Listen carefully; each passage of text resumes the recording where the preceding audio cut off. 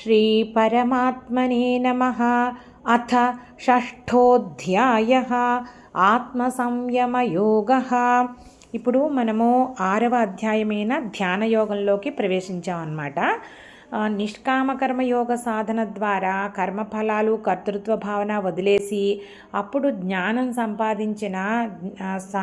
సంపాదించిన నిష్కామ కర్మయోగి జ్ఞాన సాధన కూడా చేస్తాడు. ఎలా అంటే సర్వ జీవులలోనూ కూడా ఆ పరమాత్మ చైతన్యమే ఉంది అని అనుభవం ద్వారా తెలుసుకోవడానికి ప్రయత్నిస్తూ ఉంటాడు. అందరిలోనూ కూడా అదే చూడాలని ప్రయత్నిస్తూ ఉంటాడు. దానిలో ఆ జ్ఞానయోగ సాధనా స్థితిలో ధ్యానం కూడా ఒక అంశం అన్నమాట. ఆ ధ్యానంలోనే చిత్తశుద్ధి జ్ఞానం ద్వారా జరుగుతుంది. ఈ జ్ఞానయోగ సాధన ద్వారాను అప్పుడు ధ్యానం కుదురుతుంది. ఈ ధ్యానంలోనే ఆత్మానుభవం, ఆత్మ చైతన్యాన్ని అనుభవిస్తారు. చిత్తశుద్ధి జరిగి అలాగే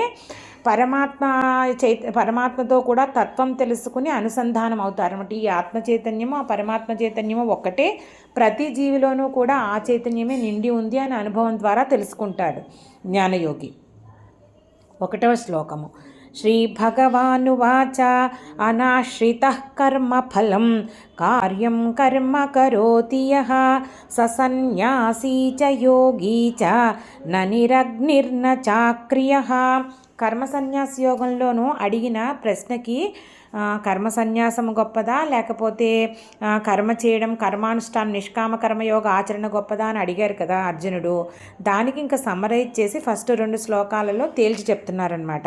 ఏంటంటే రోజు కర్మల్ని, కర్తవ్యాన్ని ఆచరిస్తూ అలాగే ఏ విషయంలోనూ మన సంఘం పెట్టుకోకుండా ఫలాల మీద ఆసక్తి లేకుండా ఉండడం చాలా కష్టమే. అది ఎవరైతే వదిలేశారో వారు సన్యాసి కిందే లెక్క.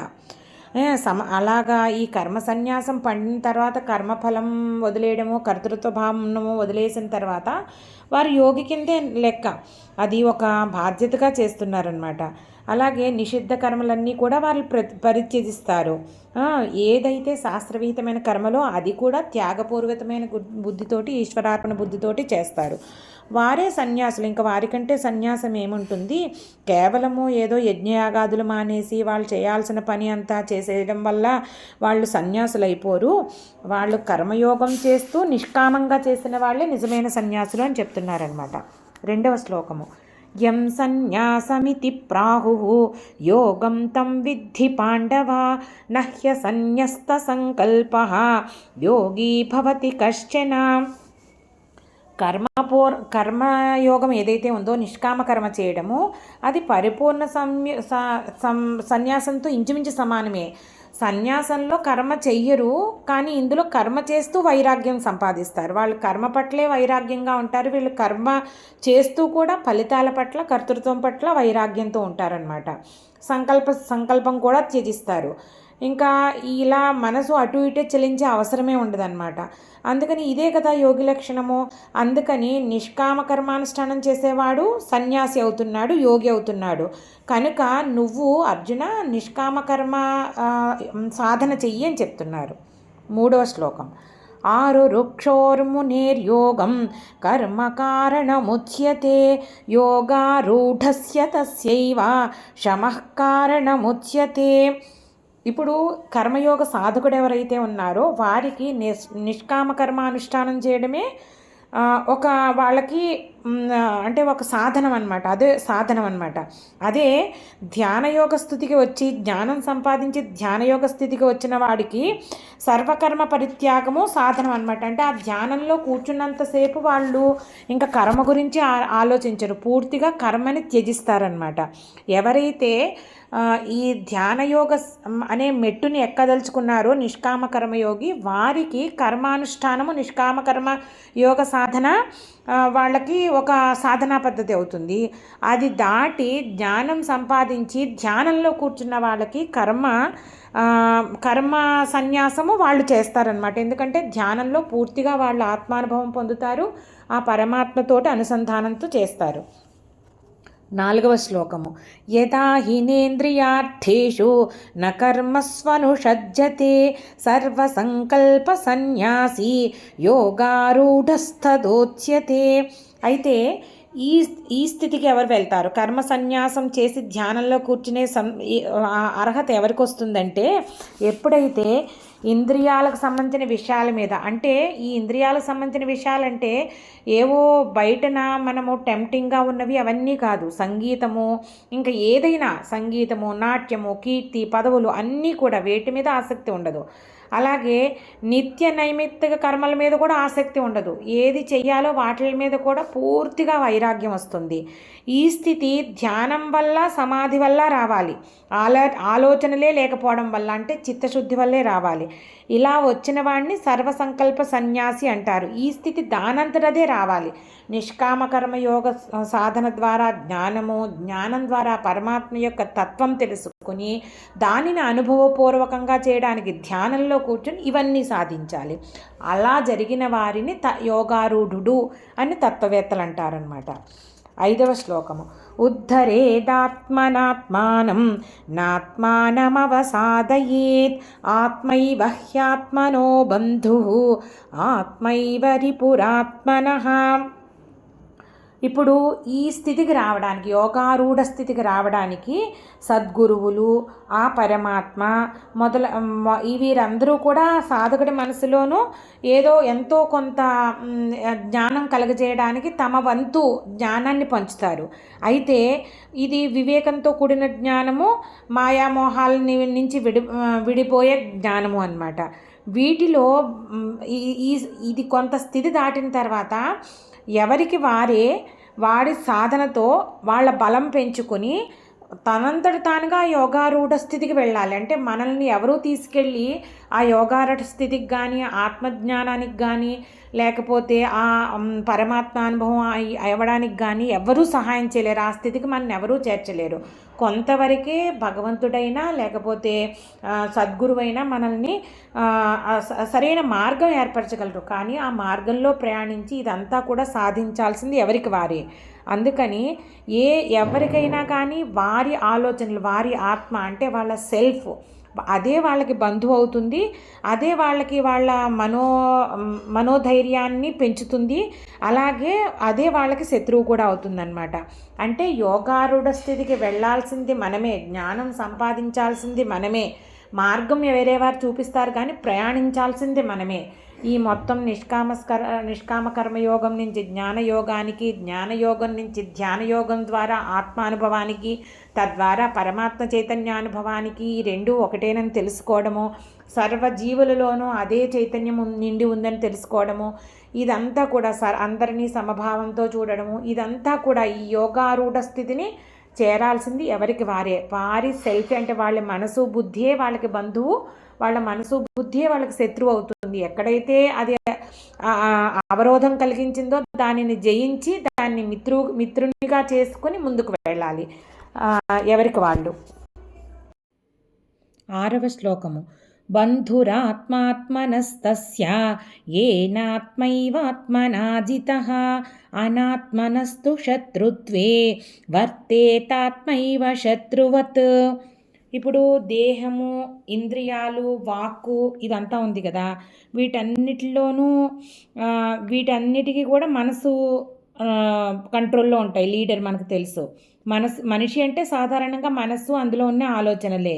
అయితే ఈ దేహేంద్రియాలని జయించి ఏ మనసు అయితే లొంగ తీసుకోగలుగుతుందో ఆ మనస్సు, అలాంటి మనస్సు ఆ మనిషికి మిత్రుడట. ఎందుకంటే అలాంటి మనసు మోక్షం కూడా సంపాదించి పెట్టగలదు.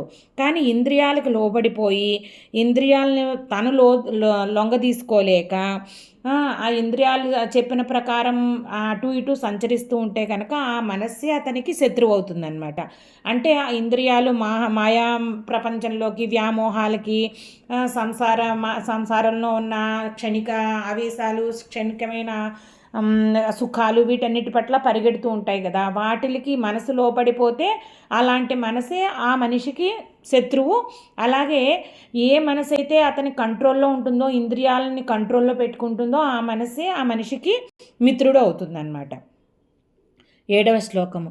జితాత్మనః ప్రశాంతస్య పరమాత్మా సమాహితః శీతోష్ణ సుఖ దుఃఖేషు తథా మానాపమానయోః.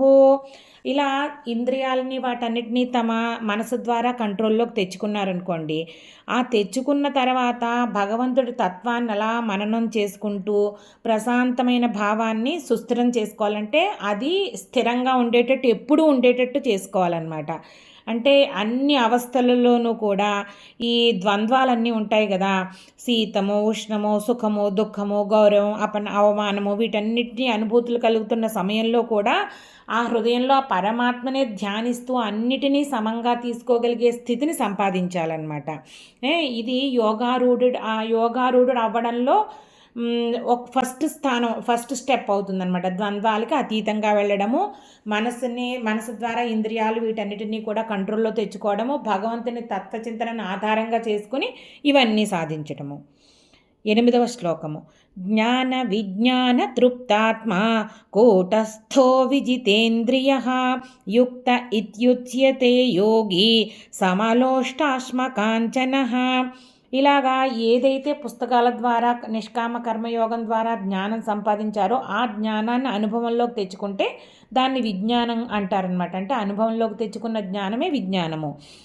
తర్వాత తృప్తిగా ఉంటారు ఎల్లప్పుడూ కూడా.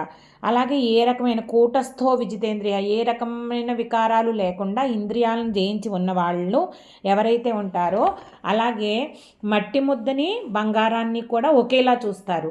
అంటే ఇది ధనం ఉంది, దీనికి గొప్ప విలువ, దీనికి ఎక్కువ విలువ ఇవ్వకపోవడం ఇలాంటివన్నీ ఉండదన్నమాట. అలా చేసే యోగి, ఇవన్నీ సంపాదించిన యోగిని యోగయుక్తుడు అని చెప్తారనమాట. ఇది తర్వాత మెట్టు ఇలాగా. సో ఇప్పుడు ఎప్పుడైతే జ్ఞాన కర్మేంద్రియాలన్నిటినీ కూడా అదుపులోకి తెచ్చుకోగలుగుతాడో ఇది 2వ స్టెప్ అవుతుంది. ఇవన్నీ సుస్థిరమైపోయాయి. ఆ తర్వాత ఇంకా బాహ్య ప్రపంచంలో అన్ని వస్తువులు కూడా సమానమే. అది మట్టి ముద్ద అనివ్వండి, బంగారం అవనివ్వండి, ఇది ఇంకొక మెట్టు. అలాగే ఎప్పుడైతే భగవత్ చింతన మీద దృష్టి పెట్టుకున్నారో ఇంకా ఇహలోక విషయ సుఖాలు వీటన్నిటి మీద కూడా ఏ రకమైన ఇష్టము లేకుండా ఒక రకమైన వైరాగ్య స్థితి ఏర్పడిపోతుందన్నమాట. తన చుట్టూ ఏం జరుగుతున్నా పట్టించుకోకుండా తన ఆత్మయందు ఆత్మజ్ఞానం సంపాదించడానికి ఎంతో తీవ్రమైన ఉత్సుకతతో ఉంటారనమాట. నిర్వికార స్థితికి చేరుకుంటారు. ఈ స్థితికి ఇవన్నీ సాధించగలిగితే యోగారూఢుడు అవుతాడనమాట. అంటే ఇంకా ఆ ధ్యాన యోగంలో ఆత్మచైతన్యాన్ని అనుభవం కలిగే స్థితికి వచ్చేస్తారనమాట. ఇంకా తర్వాత పరమాత్మతో సమాధి స్థితిలోకి వెళ్ళిపోవడమే ఇలాగా. సో ఇవన్నీ కూడా రకరకాల సాధనలో రకరకాల లెవెల్స్ అనమాట. ఒకదాని తర్వాత ఒకటి పరమాత్మ చింతన ద్వారాను, నిష్కామ కర్మ యోగం ద్వారాను, తనకు సంపాదించుకున్న జ్ఞానాన్ని విజ్ఞానంగా అంటే అనుభవంగా మార్చుకోగలిగే సాధన ద్వారాను, వీటన్నిటి ద్వారాను ధ్యాన యోగం ద్వారా నెమ్మదిగా సాధించాలన్నమాట. 9వ శ్లోకము. సుహృన్మిత్రార్యుదాసీన మధ్యస్థద్వేష్య బంధుషు సాధుష్వపి చ పాపేషు సమబుద్ధిర్విశిష్యతే. ఇప్పుడు మనకి రకరకాలైన మనుషులు తారసపడతారు. కొంతమంది సుహృన్ అంటే మనకి ఏ రకమైన మన దగ్గర నుంచి ఆశించకుండా మనకి సహాయం చేసేవాళ్ళు. మిత్రులు అంటే కొంత వాళ్ళు మనం మిత్రులకు చేస్తాము, కొంత మనకి వాళ్ళు చేస్తారు. అలాగే ఉదాసీన, వీళ్ళు ఏంటంటే మన మీద ప్రేమ ఉండదు, ద్వేషము ఉండదు, తటస్థంగా ఉంటారనమాట. అలాగే మధ్యస్థులు అంటే వీళ్ళు ఏంటంటే కొంత మంచి చేస్తారు కనుక కొంత చెడు చేస్తారు. ఒకసారి వీళ్ళు మంచి వాళ్ళని చెడ్డ వాళ్ళని అలా చెప్పలేము. మనకి ఒకసారి సాయం చేస్తారు, ఒక్కోసారి ఇంకో సందర్భంలో చేయట్లేదు అనిపిస్తుంది. అలాగే మనల్ని ద్వేషించేవాళ్ళు. బంధువులు అంటే మనకి రకరకాల రక్త సంబంధం ద్వారాను రకరకాల ద్వారాను చుట్టరికాలు ఉన్నవాళ్ళు అనమాట. వీళ్ళే కాకుండా సాధువులంటే ఎప్పుడు కైండ్గా ఉండేవాళ్ళు, సన్మార్గంలో ఉండేవాళ్ళు, ఇలాగే భగవంతుని అన్వేషణ మార్గంలో ఉండేవాళ్ళు వీళ్ళందరూ. అలాగే పాపులంటే ఘోరమైన పాపాలు చేసేవాళ్ళు, తప్పులు చేసేవాళ్ళు వీళ్ళందరూ కూడా. వీళ్ళందరి పట్లట ఒక్కటే వైఖరట, అందరినీ ఒకేలా చూస్తారట, సమబుద్ధితో చూస్తారట. ఈ సమత్వం అన్నది సాధించడం అతి కష్టమైన విషయం అట. ఇది ధ్యానయోగంలో బాగా పండిపోతే అత్యంత ఉత్కృష్టమైన స్థితికి వచ్చిన తర్వాత మనం ఈ సమత్వం అన్నది సాధించగలుగుతాడు ఒక యోగి. ఈ సమత్వ బుద్ధిని ఎవరైతే సాధించారో వీరే ధ్యానయోగంలో ఉత్తమోత్తముడు, అన్నిటికంటే ఉచ్చమైన స్థానంలో ఉన్నవాళ్ళు, హయ్యెస్ట్ పీక్ ఆఫ్ ధ్యానయోగం చేరిన వాళ్ళు అనమాట. తర్వాత 10వ శ్లోకము. యోగి యుంజీత సతతం ఆత్మానం రహసి స్థితః ఏకాకీయత చిత్తాత్మా నిరాశీర పరిగ్రహః. ఈ ధ్యానయోగంలో ఆ జ్ఞానం యొక్క అత్యుత్తమైన స్థితిని అందుకోవడానికి ఇవన్నీ ఏం చేయాలి, ఇక్కడి నుంచి సాధన ఎలా చేయాలో నేర్పిస్తున్నారనమాట. ఒక రహస్యమైన పద్ధతిని ఎన్నుకోవాలి, ప్రదేశాన్ని తీసుకోవాలట. రహస్యమైన ప్రదేశం అంటే వీలైనంత వరకు ఎక్కువ శబ్దాలవి లేకుండా ఒక్కళ్ళే కూర్చుని చేసుకోగలిగితే ఇనీషియల్గా ధ్యానం కుదురుతుంది. ఒకసారి ధ్యాన యోగంలో స్థిరపడిపోయిన తర్వాత ఇంకా వాళ్ళకే బాహ్య ప్రపంచం అంతా మూసివేయబడుతుంది, షట్ అయిపోతుంది ఇంక వాళ్ళకి. అలాగా ఒక్కళ్ళుగా ఎక్కువగా సంఘం పెట్టుకోకుండా మనుషులతోటి వారంతట వాళ్ళే ఏకాకిగా జీవించడానికి అలవాటు పరుచుకోవాలి. అలాగే ఎవరూ లేని ఒక నిర్జనమైన ప్రదేశం లాంటిది చూసుకోవాలి. చక్కగా ప్రశాంతమైన ప్రదేశం అన్నమాట. మనసు మీద కోరికల మీద అదుపుని పెట్టుకోవాలి. ముందు చాలా దృఢంగా ఈ ధ్యాన యోగం ద్వారా జ్ఞానసిద్ధిని సంపాదించాలనే సంకల్పం ఉండాలన్నమాట. ఆ తర్వాత ఎవరి దగ్గర కూడా అపరిగ్రహం, ఏమి దానాలు ఇవన్నీ ఏమి పుచ్చుకోకూడదు అనమాట. అంటే ట్రాన్సాక్షన్స్ ఏం పెట్టుకోకూడదు. అలాగే పరమాత్మ మీద తన మనస్సుని నిరంతరంగా ఏకాగ్రంగా ఉండేటట్టు చూసుకోవాలట.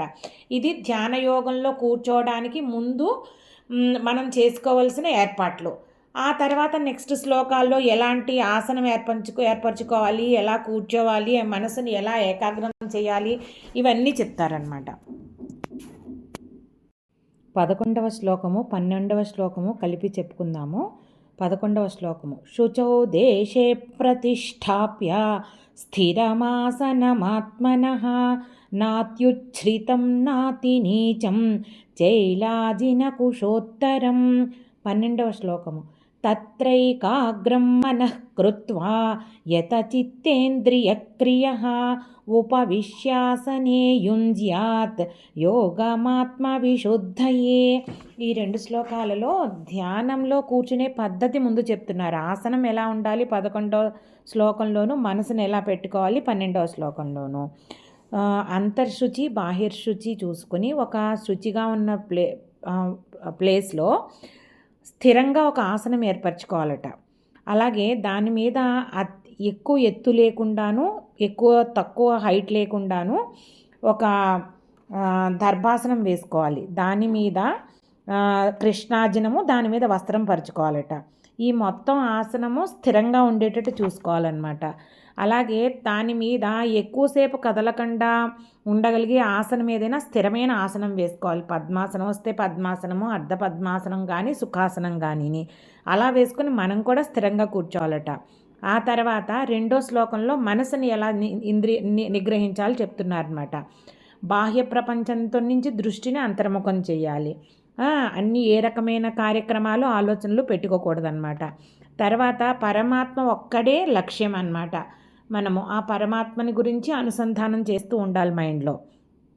అలాగే అష్టాంగ యోగంలో యమనియమాది నియమాలన్నీ చెప్పారు కదా, అలాగా మనస్సుని ఏకాగ్రతలోకి తెచ్చుకోవాలి. అప్పుడు పరమాత్మ మీద ధ్యానం ప్రారంభించాలన్నమాట. ఆ పరమాత్మ గురించి ఫస్ట్ ఆలోచన స్టార్ట్ చేసి అక్కడి నుంచి ధ్యానంలోకి మళ్ళాలి. అంటే ఆ ఆలోచనలు కూడా తీసి ఆ పరమాత్మ చైతన్యంతో అనుసంధానం చేసుకోగలగాలి ధ్యానం మీద.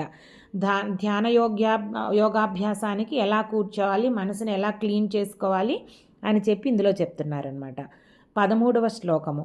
సమం కాయశిరో గ్రీవం ధారయన్నచలం స్థిరః సంప్రేక్ష్య నాసికాగ్రం స్వం దిశశ్చానవలోకయన్. 14వ శ్లోకము. ప్రశాంతాత్మా విగతభీః బ్రహ్మచారి వ్రతే స్థితః మనః సంయమ్య మచ్చిత్తః యుక్త ఆసీత మత్పరః. ఇందులో 13వ శ్లోకంలో ఏం చెప్తున్నారంటే మొత్తం మెడ, వెన్ను, తల అన్నీ కూడా ఒకే స్ట్రైట్ లైన్లో ఉండేటట్టు పెట్టాలట. అలాగని బిగపట్టుకుని ఉన్నట్టు కాకుండా రిలాక్స్డ్గా అన్నీ ఒకటే స్ట్రైట్ లైన్లో ఉండేటట్టు కూర్చోవాలి స్థిరంగా పెట్టుకొని. తర్వాత దిక్కులు చూడకూడదు, అంతర్ముఖం అవ్వాలి. అలాగే కొనలు, నాసికాగ్రం అంటే భృకుటి స్థానం కానీ లేకపోతే కిందకి చూస్తూ హృదయ స్థానంలో కానీ చాలామంది దృష్టిని నిలుపుతారు, అంతర్దృష్టి అన్నమాట. తర్వాత 14వ శ్లోకంలో ఏం చెప్తారంటే ప్రశాంతంగా ఉండాలి, ఏ భయాలు మనసులో పెట్టుకోకూడదు, వారి యొక్క బుద్ధిని అంతా కూడా బ్రహ్మమందే పరబ్రహ్మమందే నిలపాలి. బ్రహ్మచారి వ్రతే స్థిత అంటే ఆ బ్రహ్మమందే మొత్తం చిత్తాన్నంతటినీ పెట్టాలన్నమాట. అలాగే మనసుని తన కంట్రోల్లోకి తెచ్చుకోవాలి. తర్వాత ఆ భగవంతుని పట్లనే చిత్తాన్ని కాన్సన్ట్రేట్ చేయాలి, భగవంతుని గురించి ఆలోచించాలి. అలాగే చక్కగా యోగాభ్యాసం చేసి కూర్చోవాలన్నమాట. పరమాత్మ ఒక్కడే సర్వశ్రేష్ఠుడనే భావం పెట్టాలి. అలాగే పరమాత్మ ఎందే మనసు పెట్టి కూర్చోవాలి. తర్వాత అటు ఇటు ఊగడం కానీ, తర్వాత కళ్ళని ఏంటంటే కొంతమంది కళ్ళు మూసుకొని భ్రూమధ్యంలో చూడమంటారు, కొంతమంది కళ్ళు తెరిచి చూడమంటారనమాట. మనసుని మాత్రం అటు ఇటు పోనివ్వకుండా నిశ్చలంగా పెట్టాలి. 15వ శ్లోకము. యుంజన్నేవం సదాత్మానం యోగీ నియతమానసః శాంతిం నిర్వాణ పరమాం మత్సంస్థామధిగచ్చతి. ఈ రకంగా ఆసనం చక్కగా ఏర్పరచుకుని మనసుని ఇంద్రియాలని నిగ్రహించి భగవంతుని మీదే దృష్టి పెట్టి ఇలా ధ్యానంలో కూర్చుని ఆ మనస్సును కూడా పరమాత్మ యందే నిలిపి ఎవరైతే ధ్యానయోగంలో కూర్చున్నారో మనసును నిగ్రహించుకున్నారో అన్ని విధాల యోగ విధానం ద్వారా ఏకాగ్రం చేసుకుంటూ ఉండాలన్నమాట మనసుని. ఆ పరమాత్మ అధీనంలో ఉన్నట్టి మోక్షనిష్ట కలిగినది అయిన కోరిక ఉండాలన్నమాట.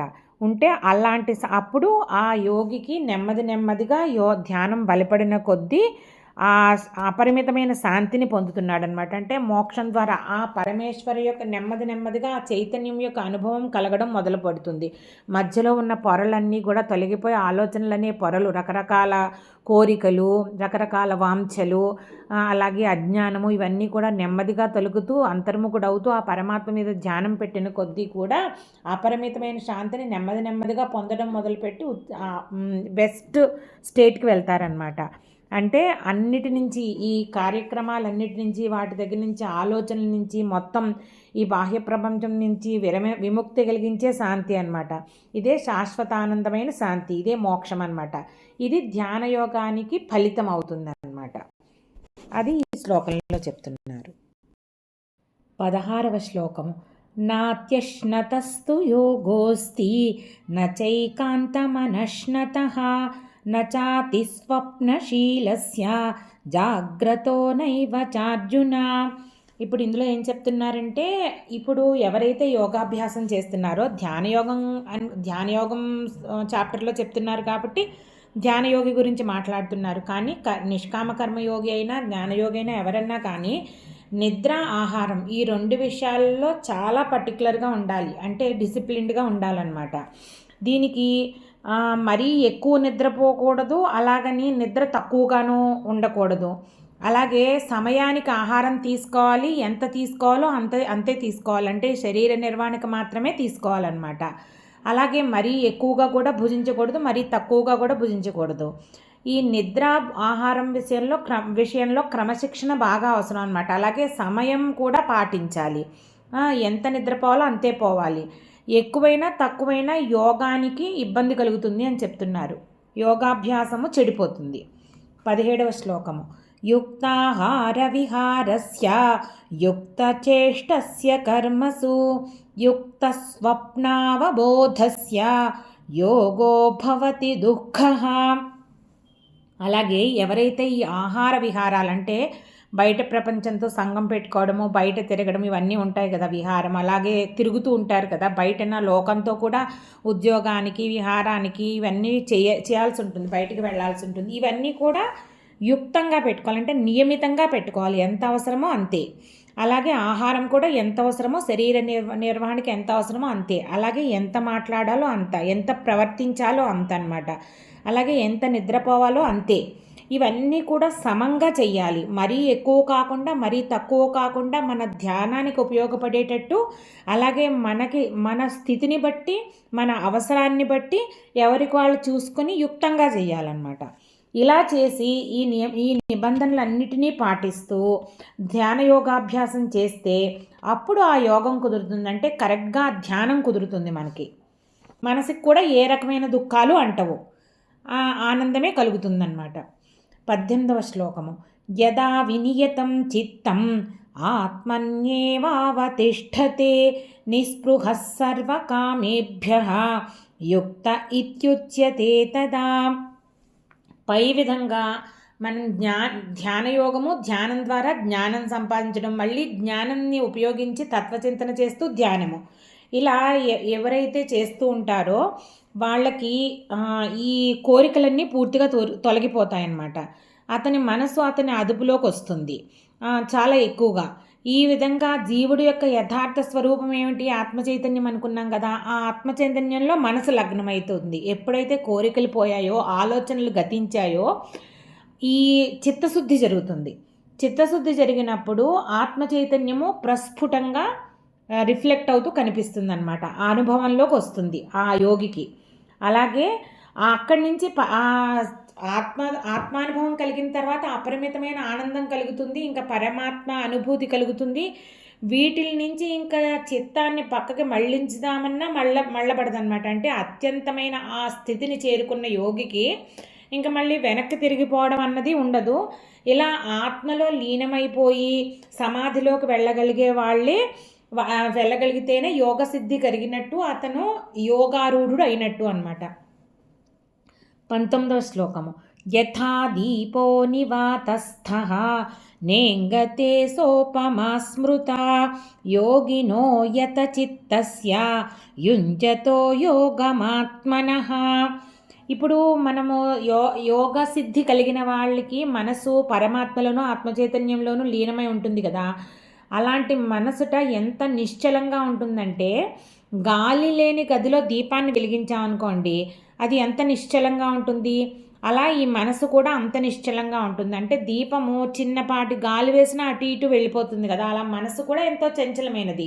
కానీ ఆ యోగసిద్ధి కలిగిన యోగికి ఆత్మ చైతన్యంలో మనసు ఎంత స్థిరంగా ఉండిపోతుందంటే గాలి లేని గదిలో ఉన్న దీపం అంతటా. అలాగే ఎప్పుడు కూడా తత్వవేత్తలు ఈ ఉపమానాన్నే చెప్తూ ఉంటారట. అలాగే ఈ యోగ సాధకుడు ఏం చేయాలి? సాధన చేసేవాళ్ళు ఏం చేయాలి? మనం ఆ స్థితిని అచీవ్ చేసామా లేదా, ఎంతవరకు జరిగింది అన్నది పరిశీలించుకుంటూ ఉండాలి ఎప్పటికప్పుడు. అలాగే మనసు చంచలంగా అటు ఇటు కదులుతున్నప్పుడు మళ్ళీ గమనంలోకి తెచ్చుకొని మళ్ళీ వెనక్కి తెచ్చుకొని ధ్యానంలో కూర్చోవాలన్నమాట. ఆ తత్వచింతన, నామస్మరణ అన్నీ చేస్తూ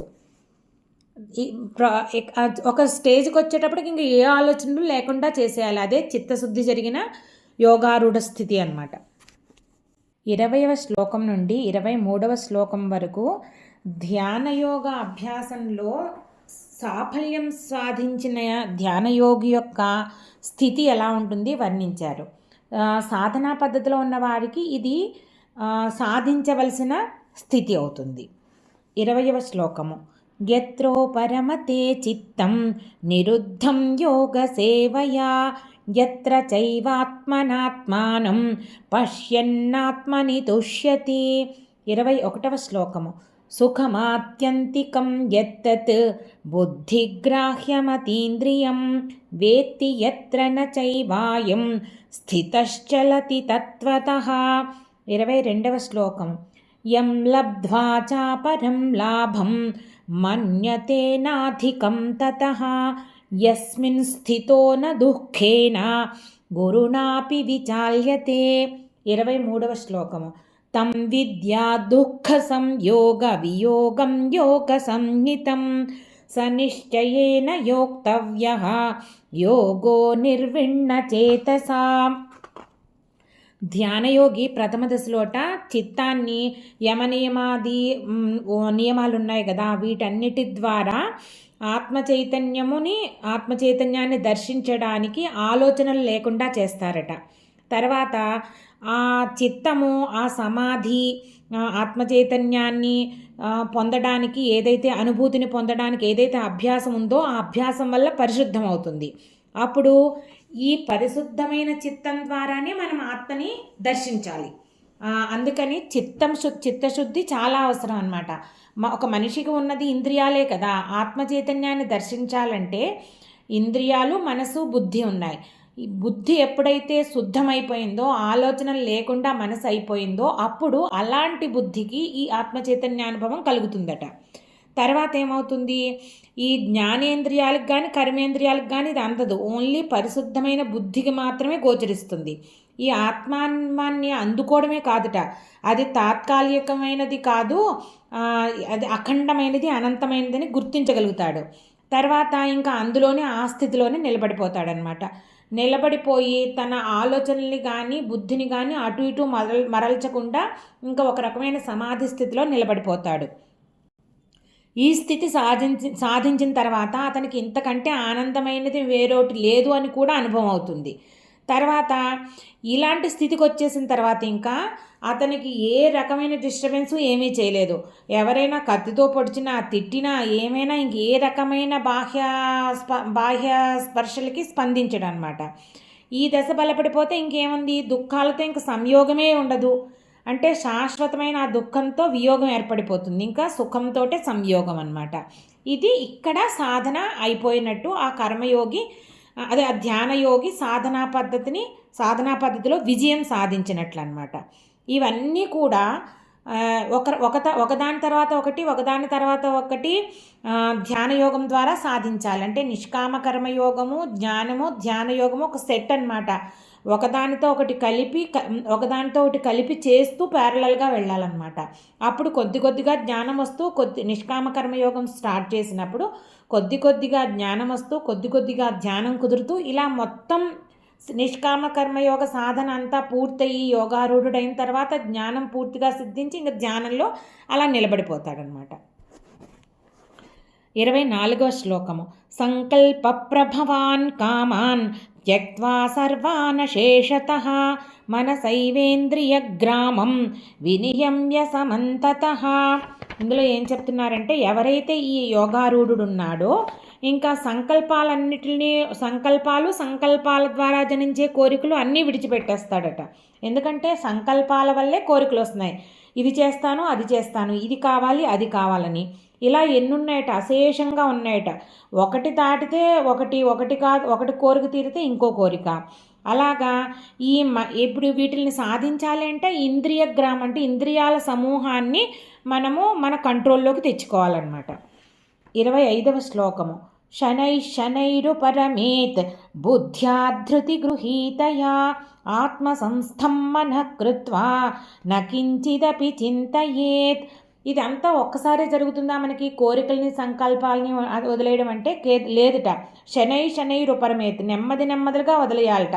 బుద్ధిని ఉపయోగించి బుద్ధిని కంట్రోల్లో తెచ్చుకొని, ఇంద్రియాలను కంట్రోల్లో తెచ్చుకొని మనము వీటిని నెమ్మదిగా వదిలేయట.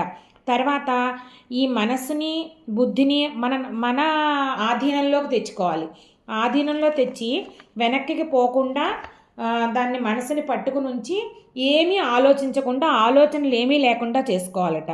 ఈ ఆత్మ అన్నది సర్వవ్యాపకము. ఈ ఇంద్రియాలు, మనసు, బుద్ధి ఇవన్నీ కూడా క్షణికమైనవి. అంతా ఆత్మ చైతన్యంతో నడుస్తోంది.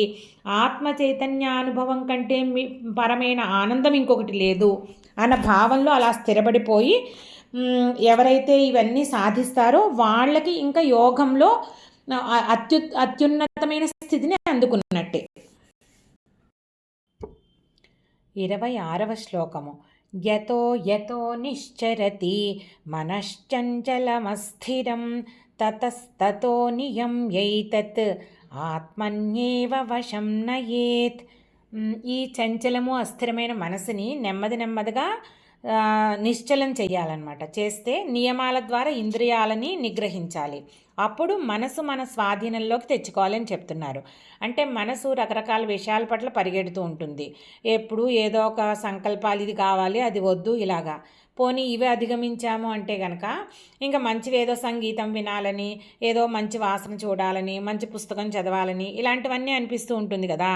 అంటే ఇంద్రియాలు ఎప్పుడైతే ఈ విషయాల పట్ల పరుగు పెడతాయో, మంచివైనా చెడ్డవైనా, అప్పుడు ఈ మనసు అంతర్ముఖం అవ్వదు కదా, బాహ్యంగానే ఉంటుంది. అందుకని బాహ్య ప్రపంచం నుంచి పూర్తిగా విరమించాలి ఇంద్రియాలని, మనసుని, అన్నిటినీ, బుద్ధిని. కేవలం అంతర్ముఖమయ్యి ఆత్మ చైతన్యాన్ని దర్శించడానికి, ఆత్మానుభవానికి ధ్యానం ద్వారా సిద్ధం అవ్వాలి. చిత్తశుద్ధి చేయడానికి చేయాలంటే ఆలోచనారహిత స్థితిని పొందాలి. 27వ శ్లోకము.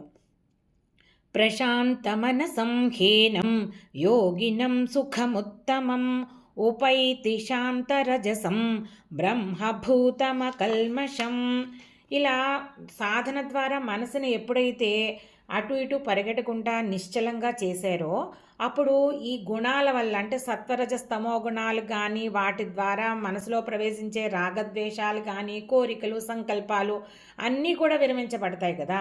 విరమించబడితే ఇంకా ఏ రకమైన కల్మషము అంటదు, పాపం కానీ పుణ్యం కానీ ఏమీ అంటదు. అలా అంటనప్పుడు ఈ సాధకుడు ఎవరైతే ఉన్నారో ఈ స్థితిని రీచ్ అవ్వగలిగితే గనక పూర్తిగా ఆయనే పరమాత్మ చైతన్యంలా అయిపోతారనమాట. అంటే ఆయనే పరబ్రహ్మ అయిపోతారు, జీవన్ముక్తుడు అయిపోతారు అని చెప్తున్నారనమాట. ఇంకా ఆ బ్రహ్మానందం ఆత్మ చైతన్యాన్ని అనుభవిస్తేట ఇంకా అంతకు మించిన బ్రహ్మానందం ఏమీ ఉండదుట. ఆ స్థితి అనుభవించిన వాళ్ళు ఇంకా వెనక్కి రావడానికి ఇష్టపడరు. ఇది యోగులు వాళ్ళ అనుభవం ద్వారానో శాస్త్రాల్లోనూ చెప్పబడింది అనమాట. 28వ శ్లోకము. యుంజన్నేవం సదాత్మానం యోగీ విగత కల్మషః సుఖేన బ్రహ్మ సంస్పర్శం అత్యంతం సుఖమశ్నుతే. ఇలా మనసుని ఎప్పుడూ కూడా ధ్యానయోగంలో నిలబెట్టున్నారనుకోండి, ఇంకా కల్మషాలన్నీ పోతాయనుకున్నాం కదా, సంకల్ప వికల్పాలన్నీ పోతాయి, అన్నీ ఆ శుద్ధమైన చిత్తశుద్ధి జరిగిపోతుంది. అలాంటి ధ్యానయోగికి ఏ కష్టము ఇంక ఉండదుట. ఆ పరబ్రహ్మతో ఇంకా ఐక్యమే, ఈ ఆత్మ చైతన్యంతో ఆ సమాధి స్థితిలో ధ్యానం వల్ల సమాధి కింద మారిపోతుందన్నమాట. ఇంకా దానికి అంతమే ఉండదు. ఆ ఆనందానికి అంత పెద్ద అఖండమైన ఆనందాన్ని పొందుతున్నాడట ఆ యోగి. ఇంకా అది అనంతం, ఆ ఆనందం అన్నమాట. దీనినే జీవన్ముక్తి అని కూడా అంటారట. అంటే ఇంకా ఈ ఉపాధి భావాలన్నీ కూడా జీవభావాన్ని అధిగమించేస్తాడు ఈ స్థితిలోను. 29వ శ్లోకము. సర్వభూతస్థమాత్మానం సర్వభూతాని చాత్మని ఈక్షతే యోగయుక్తాత్మా సర్వత్ర సమదర్శనః. ఇలా మొత్తం అంతా కూడా ఈ స్థితికి వచ్చిన యోగికి మొత్తం అంతా కూడా ఎవరిని చూసినా ఆత్మ చైతన్యమే. ఏ ఉపాధిని చూసినా అందులో దేదీప్యమానంగా ప్రకాశిస్తున్న ఆ ఆత్మ చైతన్యమే కనిపిస్తుందట. అందుకని అందరినీ పరబ్రహ్మే, తను కూడా తనలో చైతన్యమే, ఆ బయట ఉన్న చైతన్యం అంతాను. సో ఇలా మొత్తం ప్రపంచాన్ని అంతటినీ కూడా సర్వత్రా కూడా ఒకే సమబుద్ధితో ఆ సమంగా ఆ ఆత్మ చైతన్యాన్నే దర్శిస్తాడట. ఆ పరమాత్మని అనుభవిస్తూ ఉంటారనమాట. ఇది ఇంకా లాస్ట్ స్టెప్ అనమాట. ఈ ధ్యానయోగంలో అత్యున్నతమైన స్థితి ఇది.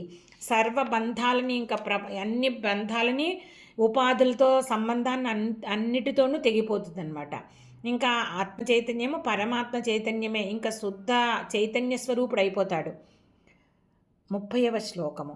యో మాం పశ్యతి సర్వత్రా సర్వం చ మయి పశ్యతి తస్యాహం న ప్రణశ్యామి సచమే న ప్రణశ్యతి. ఇలా ఏ రకమైన భేదము లేకుండా ప్రపంచంలోని సర్వ జీవరాశిలోనూ జగత్తు అంతా కూడా పరమాత్మ చైతన్యంనే చూడగలగలట. అలా చూస్తే ఈ పరమాత్మలోనే మొత్తం ఈ జీవరాశి అంతా ఉంది, అందరిలో ఇదే జీవ చైతన్యం ఉందని దర్శించగలిగినప్పుడు పరమాత్మ ఎప్పుడు కూడా ప్రత్యక్షంగా ఉంటారట. అంటే ఆయన ఆ పరమాత్మని దర్శించకుండా ఈ యోగి ఎప్పుడు ఉండడు. అలాగే పరమాత్మ ఎప్పుడూ కూడా ఈ యోగి యందు ప్రకాశంగా దేదీప్యమానంగా ప్రకాశిస్తూ ఉంటాడనమాట. అంటే పరమాత్మతో ఇంకా ఏకీభావాన్ని పొందేస్తాడనమాట. ధ్యానయోగం యొక్క అల్టిమేట్ స్టేట్ ఫలితం ఇదేనమాట. అది చెప్తున్నా. 31వ శ్లోకము. సర్వభూతస్థితం యో మాం భజత్యేకత్వమాస్థితః సర్వథా వర్తమానోపి సయోగీ మయి వర్తతే. ఇలా సర్వజీవులలోనూ ఆ పరమాత్మ చైతన్యాన్ని, తనలో ఉన్న ఆత్మ చైతన్యమే అన్ని చోట్ల ఉందని గ్రహించి అనుభవంలోకి తెచ్చుకున్న ధ్యానయోగి, ఆ పరమాత్మతో ఏకీభావ స్థితిని పొందిన ధ్యానయోగి ఏ పని చేసినా కానీ, అంటే బయట బాహ్య ప్రపంచంతో ఏ రకంగా అతను కార్యక్రమాలు నిర్వహిస్తున్న బాహ్య ప్రపంచంలో అతను మాత్రం మోక్షంలోనే ఎప్పుడు నెలకొల్లి ఉంటాడనమాట. అంటే అతని బాహ్య ప్రవర్తన ఏ రకంగానూ ఈ స్థితిని సాధించిన యోగికి ఏ రకంగా అడ్డవదనమాట. దానికి దీనికి అసలు సంబంధమే ఉండదు. ఎందుకంటే ఎందులోనూ కూడా అతను సంఘం పెట్టుకోడు. అతను ఎప్పుడూ ఆత్మ చైతన్యంతో రమిస్తూ ఉంటాడు.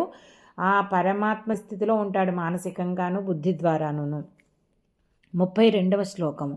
ఆత్మౌపమ్యేన సర్వత్ర సమం పశ్యతి యోర్జున సుఖం వా యది వా దుఃఖం సయోగి పరమో మతః.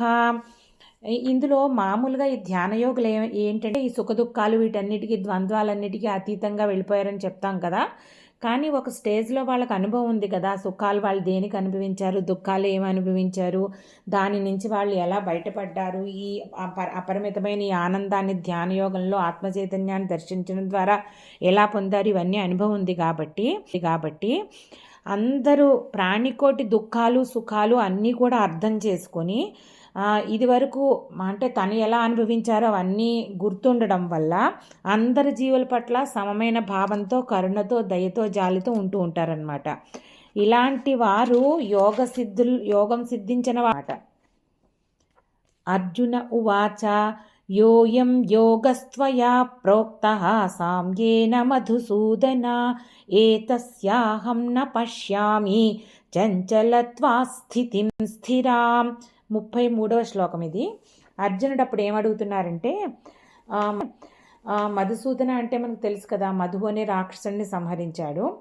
ఇప్పుడు నువ్వు చెప్పిన అన్ని యోగాలలోనూ కూడా పరబ్రహ్మని సమంగా చూసే ఒక కాన్సెప్ట్ అయితే ఉంది. అన్నిటిల్లోనూ కూడా మనసుని నిగ్రహించాలి, ఇంద్రియాలను నిగ్రహించాలి, అంతర్ముఖులై ఆత్మచైతన్యం అనుభవించాలి, అలాగే సర్వభూత రాశిలోను జీవరాశిలోనూ కూడా ఆ ఆత్మచైతన్యాన్ని చూడాలి. ఇది కదా నువ్వు చెప్తున్నది. అయితే ఈ చంచలమైన ఈ మనస్సుని, ఎంతో అస్థిరంగా ఉండే మనసుని నిగ్రహంలోకి తెచ్చుకోవడము అంత చెప్పినంత సులభమని నాకు అనిపించట్లేదు, అతి కష్టమైనది అని అనిపిస్తోంది. ఎందుకంటే ఎవరికైనా కానీ మనస్సు చంచలమే కదా, యోగి అయినా కానీ ఆ మనసు యొక్క లక్షణం మారదు కదా, అది చెప్తున్నారనమాట. చంచలం హి మనః కృష్ణ ప్రమాథి బలవదృఢం తస్యాహం నిగ్రహం మన్యే వాయోరివ సుదు. ఇది 34వ శ్లోకం. ఇంకా ఏం చెప్తున్నారంటే, ఈ మనస్సు చాలా చపల చిత్తం అని అంటాం కదా మనము, అది శరీరంలోని ఇంద్రియాలతోటి సంగం పెట్టుకుని ఉంటుంది. అలాగే బుద్ధి మాట వినదు, మనిషిని అన్ని రకాలుగా కూడా డిస్టర్బ్ చేస్తూ ఉంటుంది, ఆ విషయాల వెంట పరిగెట్టేటట్టు చేస్తుంది. ఇప్పుడు మనం నిగ్రహించాలి అంటే ఆ మనసు యొక్క బలం ఎంత ఉందో అంతకంటే ఎక్కువ బలంతో మనము దానిని నిగ్రహించాలి. అయితే ఈ తుఫాను గాలిని మనం ఎక్కడైనా కానీ గుప్పిట్లో బిగించగలమా, బంధించగలమా? గాలిని బంధించడం ఎంత కష్టం, కూడా మన నిగ్రహంలోనికి తెచ్చుకోవడం అంత కష్టం కదా కృష్ణ అని అడుగుతున్నారనమాట. అప్పుడు శ్రీకృష్ణుడు ఏం చెప్తున్నారంటే, శ్రీ భగవానువాచ 35వ శ్లోకం. అసంశయం మహాబాహో మనో దుర్నిగ్రహం చలం అభ్యాసేన తు కౌంతేయ వైరాగ్యేణ చ గృహ్యతే. శ్రీకృష్ణ పరమాత్మ ఏం చెప్తున్నారంటే, అవును కుంతిపుత్ర, నిజంగానే ఈ మనసు చాలా చంచలమైనది, అందులో ఏ రకమైన సంశయం లేదు, ఏ రకమైన డౌటు లేదు. కానీ నువ్వు ఏ రకంగానూ దాని గురించి తికమక పడవలసిన పని లేదు. ఇది కష్టమే కానీ అసాధ్యం కాదు. దీనిని అభ్యాసం ద్వారాను వైరాగ్యం ద్వారాను ఈ రెండిటి వల్ల నువ్వు మనస్సుని కంట్రోల్లోకి తెచ్చుకోవచ్చు. ఎలాగా? అభ్యాసం అంటే ఏంటి? మళ్ళీ మళ్ళీ ప్రయత్నించడం. మన మనసు ధ్యానంలో కూర్చున్నప్పుడు విషయాల వెంట పరిగెడుతోంది అని గ్రహించంగానే మళ్ళీ తెచ్చి, లేదు నేను ధ్యానంలో నేను అంతర్ముఖులను అవ్వాలి అని చెప్పి ఆ భావనతోటి కాన్షియస్గా ధ్యానంలోకి మళ్ళీ మళ్ళీ వెళ్తూ ఉండాలి. ఇలా అభ్యాసం చేస్తూనే ఉండాలి. ఇలా చేస్తున్న కొద్దీ ముందు మనము 1 గంట సేపే ధ్యానంలో కూర్చోగలిగిన వాళ్ళము అలా నెమ్మదిగా 2 గంటలు, అంటే 5 నిమిషాల నుంచి మొదలుపెట్టి గంట నుంచి 2 గంటలు కూర్చోటట్టు తెచ్చి, ఇదంతా అభ్యాసంతోనే, ఏదైనా అభ్యాసంతో అవుతుంది కదా. ఇంకా రెండోది ఏంటంటే వైరాగ్యము. ఇప్పుడు వైరాగ్యానికి ఒక ఉపాయం ఏం చెప్తారంటే, విషయాలున్న దోషాన్ని దర్శించడం. ఫర్ ఎగ్జాంపుల్ మనము ఏదైనా డయాబెటిక్ అలాగ ఉన్నామనుకోండి, ఒక స్వీట్ పెడితే మనం అనుకుంటాం అమ్మో లేదు షుగర్ బాగా పెరిగిపోతుంది అని అనుకుంటే కొంతవరకు నిగ్రహించగలం కదా. అంటే ఏ విషయాల పట్ల పరిగెడుతున్నామో ఆ విషయాల వల్ల ఆ విషయాలు అనుభవించడం వల్ల మనకి కలిగే తాత్కాలికంగా సుఖం ఉన్నా కాలక్రమేణా అది మనకి ఏ రకంగా హాని కలుగజేస్తుంది అని వాటిలో ఉన్న దోషాలను దర్శించడము, ఇలాంటి ఉపాయాలన్నిటి ద్వారా వైరాగ్యం తెచ్చుకోవచ్చు. అంటే మనసుకి నచ్చజెప్పి దానిని ఎడ్యుకేట్ చేసి మనం వైరాగ్యం తెచ్చుకోవచ్చు అనమాట. ఇలా నెమ్మదిగా ప్రయత్నం చేస్తూ ఉంటే మనసు అదంతటదే లొంగి తీరుతుంది అని చెప్తున్నారన్నమాట. 36వ శ్లోకము. అసంయతాత్మనా యోగః దుష్ప్రాప ఇతి మే మతిః వశ్యాత్మనా తు యతతా శక్యో వాప్తుముపాయతః. అర్జునుడికి చెప్తున్నాడు శ్రీకృష్ణ పరమాత్మ, మనస్సుని స్వాధీనం చేసుకోకుండా యోగసిద్ధి కలగదు. ఇంద్రియజయము, తత్వజ్ఞాన సంపాదన, అభ్యాసము, వైరాగ్యము, ఈ ఉపాయాల ద్వారా వెసుగుదల లేకుండా మరీ అలా ప్రయత్నం చేస్తూ ఉంటే మనసు స్వాధీనం అవుతుంది అని చెప్తున్నారనమాట. మనసు స్వాధీనమైతేనే యోగసిద్ధి జరుగుతుంది. ఈ మనసు స్వాధీనం అవ్వకుండా దుష్ప్రాప ఇతి మేమతి అంటే నా అభిప్రాయం ప్రకారం యోగసిద్ధి పొందడము కష్టము అని చెప్తున్నారనమాట. అందుకని మనసుని సత్యంలోకి తెచ్చుకోవాలి. అర్జున ఉవాచ. 37వ శ్లోకము. అయతి శ్రద్ధయోపేతః యోగాచ్చలిత మానసః అప్రాప్య యోగ సంసిద్ధిం కాం గతిం కృష్ణ గచ్చతి. అప్పుడు అర్జునుడు మళ్ళీ శ్రీకృష్ణ పరమాత్మనే అడుగుతున్నారనమాట. ఇప్పుడు చాలామంది శాస్త్రవాక్యాలను పట్టుకొని గురుబోధల ద్వారాను అలా యోగము ప్రాక్టీస్ చేయడం మొదలుపెట్టారు, సాధన మొదలుపెట్టారు. అయితే ప్రయత్నం చేస్తూ ఉండగా ఏదో ఒక టైంలో ఈ మనసు జారిపోతుంది. ఏదో ఒక సంఘటన ద్వారా కానీ లేదంటే విల్ పవర్ సరిపోక కానీ ఆ యోగాభ్యాసం నుండి జారిపోయారు. అప్పుడు యోగ సిద్ధి అందదు కదా. లేదా ఈలోగా అతనికి మరణం కూడా సంభవించి ఉండొచ్చు యోగ సాధన చేస్తూ ఉండగా యోగ సిద్ధి జరగకముందే. అప్పుడు ఇదంతా మరి వేస్ట్ అయిపోయినట్టేనా ఏంటి? వచ్చే జన్మలో ఏ రకమైన ఫలితం ఉంటుంది? ఏ గతి, వాళ్ళ గతి ఏంటి అని అడుగుతున్నారనమాట అర్జునుడు. 38వ శ్లోకము. కచ్చిన్నోభయ విభ్రష్టః ఛిన్నాభ్రమివ నశ్యతి అప్రతిష్ఠో మహాబాహో విమూఢో బ్రహ్మణః పథి. అయితే ఈ కర్మ మార్గం వదిలేసి జ్ఞాన మార్గం పట్టుకుని యోగంలో అలా ముందుకు సాగేవాడు మధ్యలో చెడిపోయాడు అనుకుందాం. అటు కర్మ మార్గము తగ్గదు, ఇది జ్ఞానము పూర్తిగా దక్కలేదు. మరి చేసిన తపస్సంతా ఏమైపోతుంది? 2 రకాలుగా భ్రష్టుడైపోతాడా? అలాగే ఏంటంటే ఇప్పుడు బాగా మబ్బు ఉందనుకోండి, అది వర్షం కురవగా ఒక్కోసారి గాలికి చల్లాచెదురుగా అటు ఇటు పోతుంది, మబ్బే లేకుండా పోతుందన్నమాట. అలాగా అతని భవిష్యత్ అంతా కూడా ఈ యోగ సాధన అంతా కూడా భవిష్యత్తుకి ఏమైనా క్యారీ అవుతుందా, లేకపోతే నెక్స్ట్ బర్త్స్కి, లేకపోతే అదంతా పూర్తిగా నిష్ఫలం అయిపోతుందా అని అడుగుతున్నారనమాట. 39వ శ్లోకము. ఏతన్మే సంశయం కృష్ణ ఛేతుమర్హస్య శేషతః త్వదన్యః సంశయస్యాస్య ఛేత్తానహ్యుపపద్యతే. ఇంకా ఈయన ఏం చెప్తున్నారంటే, నువ్వు తప్పించి నా ఈ సందేహాన్ని తీర్చగలిగిన వాళ్ళు వేరెవరూ లేరు. దేవతలు, ఋషులు ఎవ్వరికీ కూడా, ఇంకా జ్ఞానులు ఎవరూ కూడా ఈ సంశయాన్ని తీర్చలేరు. నువ్వు ఒక్కడివే సమర్థుడివి. నీకంటే వేరైన వాళ్ళు ఇంకెవరూ కూడా ఈ సందేహాలను తీర్చలేరు అని ప్రార్థిస్తున్నారనమాట. శ్రీ భగవానువాచ. 40వ శ్లోకము. పార్థనైవేహ నాముత్ర వినాశస్తస్య విద్యతే నహి కళ్యాణకృత్ కశ్చిత్ దుర్గతిం తాత గచ్చతి. భగవంతుడు చెప్తారనమాట. నాయన అని ఎంతో ఆప్యాయంగా పిలుస్తూ, ఈ యోగ మార్గంలో ముందుకు వెళ్తూ సాధనలో చెడిపోయి సిద్ధి పొందని వాడు ఫలితాలను పూర్తిగా ఈ జన్మలో అందుకోలేడేమో కానీ అతని ఏ రకమైన దుర్గతి పాలు మాత్రం ఎప్పుడూ అవడు, అధోలోకాలకు ఎప్పుడు వెళ్ళడు. ఎందుకంటే ఏ మంచి పని చేసినా కానీ దాని ఫలితం మంచిగానే ఉంటుంది, కానీ అధోగతికి వెళ్ళడం అంటూ ఉండదు. అందుకని ఇది అంతా కూడా ఏం చెప్తున్నారంటే, ఏ రకంగానూ పూర్తిగా నష్టమేం జరగదు. దాని తాలూకు సత్ఫలితం ఉంటుంది అని చెప్తున్నారనమాట శ్రీకృష్ణ పరమాత్మ. 41వ శ్లోకము. ప్రాప్య పుణ్యకృతాం లోకాన్ ఉషిత్వా శాశ్వతీ సమాః శుచీనాం శ్రీమతాం గేహే యోగభ్రష్టోభిజాయతే. ఇందులో ఏం చెప్తున్నారంటే, ఈ యోగ సాధన పూర్తి కాకుండా మరణించినప్పుడు కానీ, లేకపోతే మధ్యలో వదిలేసినప్పుడు కానీ, ఎంతవరకు సాధన చేశాడో అంతవరకు అతనికి పుణ్యం వస్తుందిట.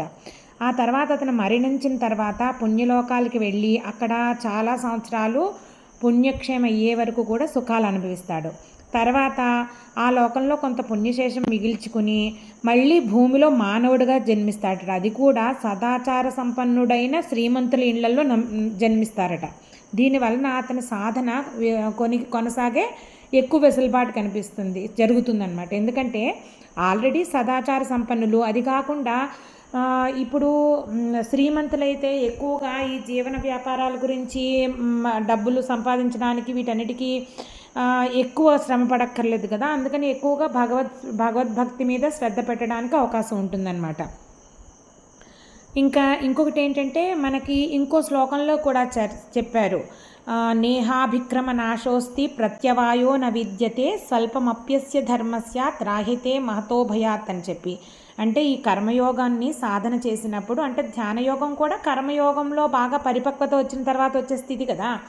ధ్యానం పరమాత్మ మీద కుదరడము, ఆత్మానుభవమును. ఎంత కొంచెంగా ఈ కర్మయోగాన్ని ప్రాక్టీస్ చేసినా కానీ అది మనని గొప్ప భయాల నుంచి మనల్ని రక్షిస్తుంది అని ఉంది కదా. సో అది కూడా ఇక్కడ చెప్పినట్టే అవుతుందన్నమాట. ఆ శ్లోకాన్ని మనం ఇక్కడ రిఫర్ చేసుకోవచ్చు. 42వ శ్లోకము.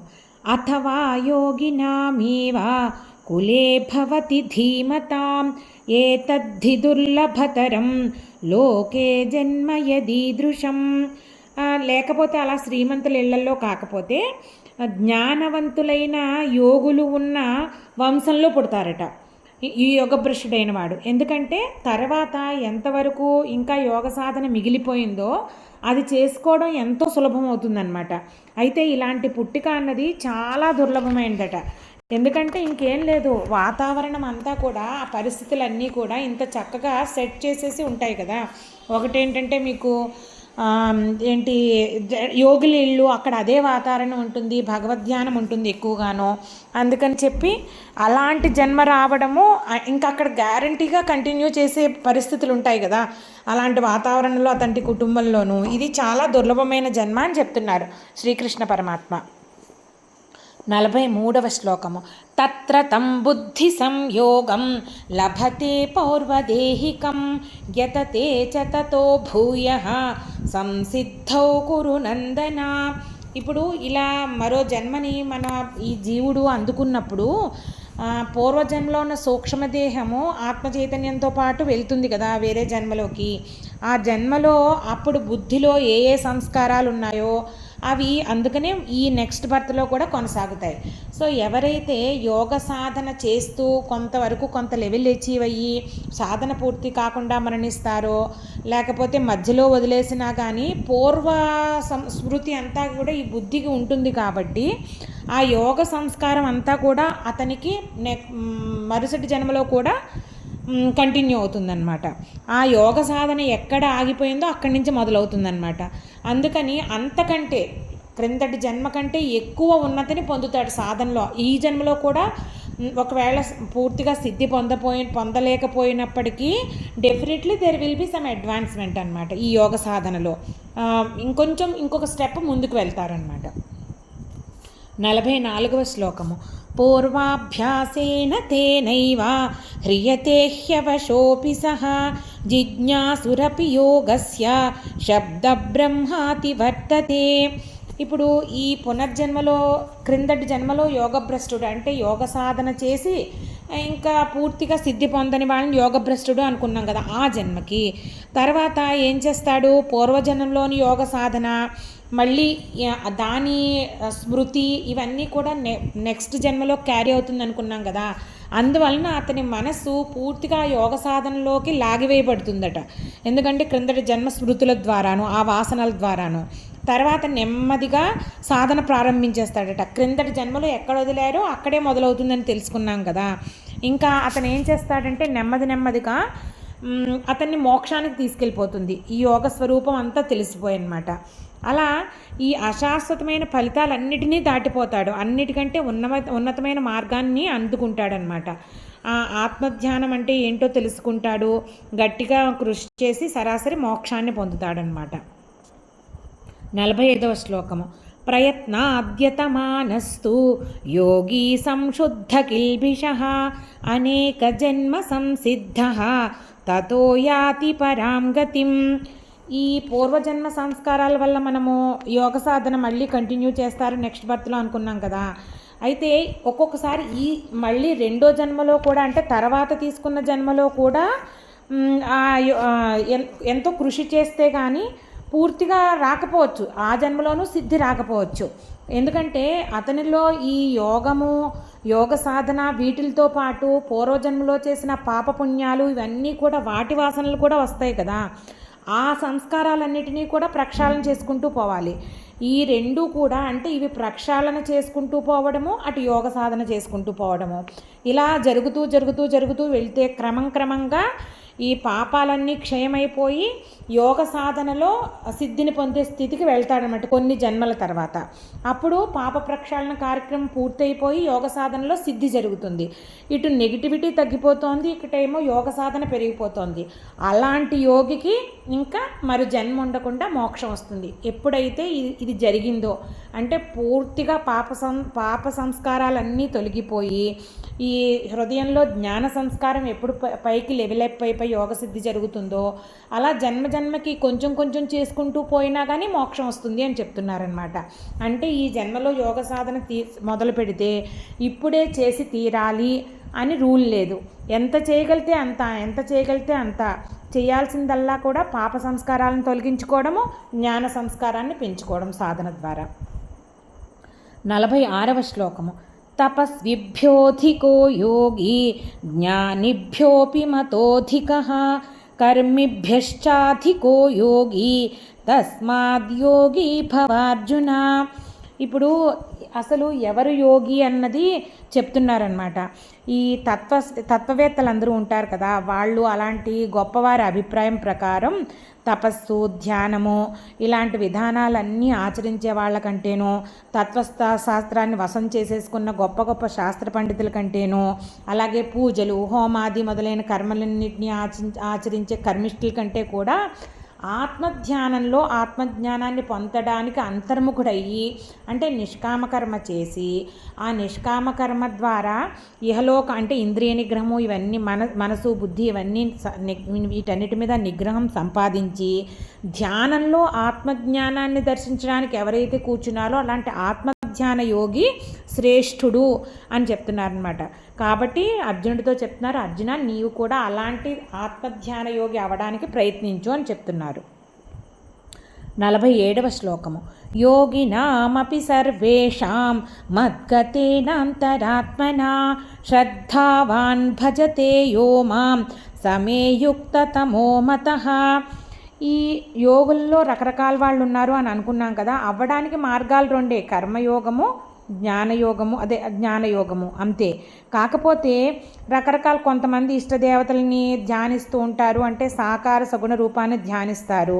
అలాగే వీళ్ళందరిలో కూడా ఎవరైతే సర్వవ్యాపకము, అఖండము, అలాగే యథార్థ స్వరూపము అన్న పరమాత్మతత్వాన్ని విశ్వాసంతో, శ్రద్ధతోటి, దీక్షతోటి, ఏకాగ్రతతోటి ధ్యానిస్తూ ఉంటారో, భక్తితో సేవిస్తూ ఉంటారో వారే సర్వోత్తములైన యోగులవుతారు. అదే నాకు అత్యంత ప్రీతిపాత్రులు అని చెప్తున్నారనమాట శ్రీకృష్ణ పరమాత్మ ఇక్కడ. దీంతో మన 6వ అధ్యాయము ఆత్మ సంయమ యోగము సమాప్తమైంది. శ్రీమద్భగవద్గీతాసు ఉపనిషత్సు బ్రహ్మ విద్యాయాం యోగశాస్త్రే శ్రీకృష్ణార్జున సంవాదే ఆత్మ సంయమ యోగో నామ 6థోధ్యాయః. గీతా శ్లోకాలకు అర్థాన్ని సులభమైన వాడుక భాషలో వివరించడానికి ప్రయత్నిస్తున్నాను. నా ఈ ప్రయత్నం మీకు నచ్చినట్లయితే భక్తి అన్లిమిటెడ్ ఛానల్ని సబ్స్క్రైబ్ చేసుకుని మీ అభిప్రాయాలను కామెంట్స్ రూపంలో తెలియజేయండి.